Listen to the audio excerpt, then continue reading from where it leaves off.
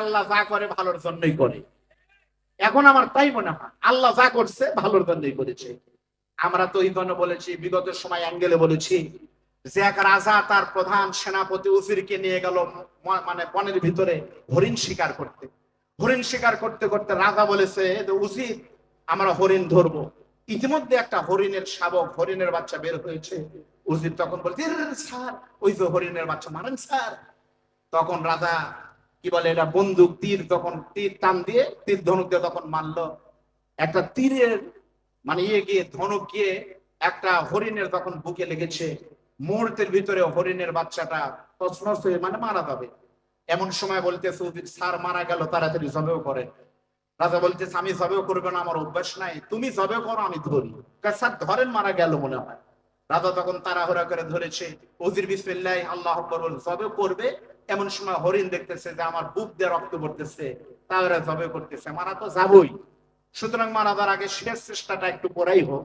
তখন হরিণ ধরে ডাক দিয়েছে, ম্যা করে তখন উঠছে ম্যা। তখন রাজার তো অভ্যাস নাই ধরার, ম্যাও করছে, হাতও নড়ে উঠছে, জবেও হয়েছে। মাগার আপনার ওই রাজার বাম হাতের ছোট এই কনিষ্ঠানগুলির একটু কেটে গেছে, মানে খানিকটা কেটে গেল। নখ যদি কাটে তখন হরিণের গোশতে ধান্দার আছে। রাজা ছেড়ে বলতে ওরে মা, কঠিন অবস্থা। উজির তখন আফসোস করে তেনাখানি যা ছিল প্রাথমিক চিকিৎসা ট্রিটমেন্ট দিয়ে বলতেছে স্যার মনে কিছু করেন না স্যার। ভাই আপনারা তো একটা দায়িত্ব আমাদের দিছেনই, দেননি? দিচ্ছেন তো, সেই দায়িত্ব আমাদের মাথায় আসছে ভাই।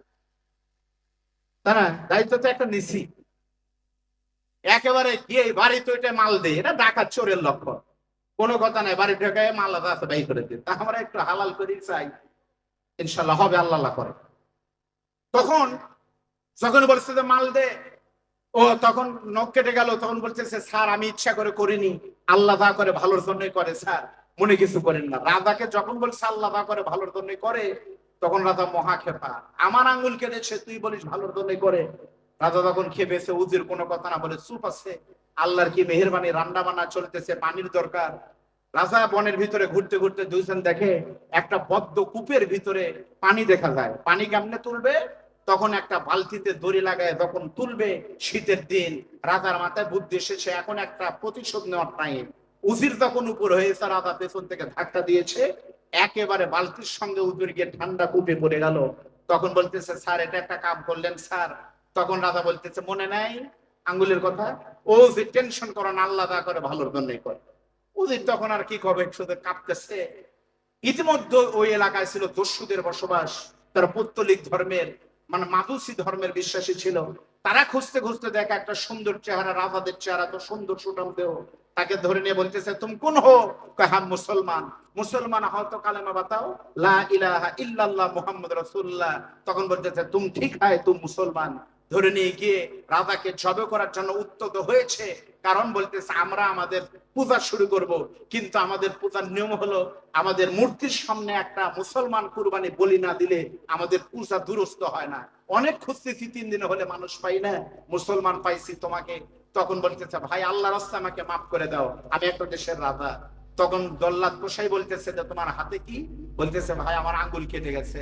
তখন তরবারি নামায় বলতেছে বেঁচে গেলি, কারণ কারণ আমরা অঙ্গহানি কোন মানুষকে দিয়ে আমরা প্রতিমা দুর্গার সামনে দেই না, অঙ্গহানি বাদ, ভালো জিনিস আমরা চাই। তখন রাজা এসে বলতেছে সত্যি আল্লাহ দা করে ভালোর জন্যই করে। উজিরকে কূপ থেকে তুলে ঘটনা যখন বলেছে, উজির আল্লাহ সত্যি ভালো করে, যদি আঙ্গুল কাটা না যেত আজকে আমার গলা কাটা যেত নিশ্চিত। এই কথা শুনে উজির রাজার গলা ছেড়ে যা পা ধরে বলতেছে রাজা মশাই এতদিন আপনি ছিলেন আমার রাজা, আজ থেকে আপনি আমার বাপ। কেন?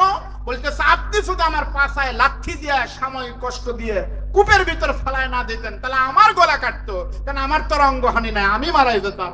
সত্যি আল্লাহ দা করে ভালোর জন্যই করে। বিগত 16 বছরের অত্যাচার, নির্যাতন, রিমান্ড, ফাঁসির মঞ্চ আজকে প্রমাণ করেছে এগুলো না হলে বাংলাদেশের মুসলমান জালেম চিনত না। এই জালেম চেনার মধ্য দিয়ে আগামীকাল বাংলাদেশের পূর্ব দিগন্তে সূর্যোদিত হবে, ইনশাআল্লাহ সেই সূর্যের নাম হবে ইসলাম। আর ইসলাম জোরে বলেন আল্লাহু আকবার। প্রিয় ভাইরা, এত বাধা বিপত্তির পরও ইসলামকে ঠেকা রাখা যায়নি, জোরে বলেন ঠিক না ঠিক?